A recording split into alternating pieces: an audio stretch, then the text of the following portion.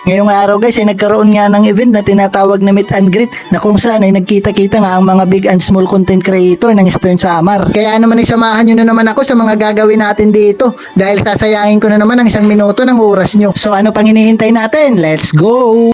What's up sa inyo mga koys? Ngayong araw guys ay pupunta nga kami sa Barangay Surok. Doon kasi magaganap yung event na meet and greet. At syempre kasama ko si Kuya Mark B. Ayo. Isa din siyang content creator.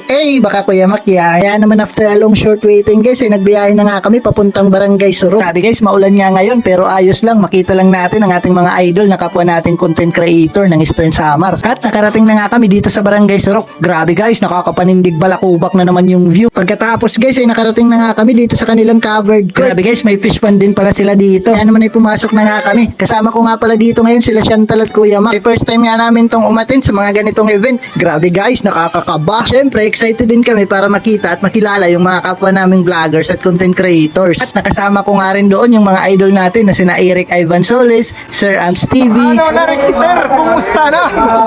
Rexter, balik sa Rams TV. Magkikita pala. Madi pa di vlog. Hi, Padi Vlog! At iba pang mga content creator at vloggers ng Eastern Samar. At nakasama ko nga rin dito si Kuya Bads.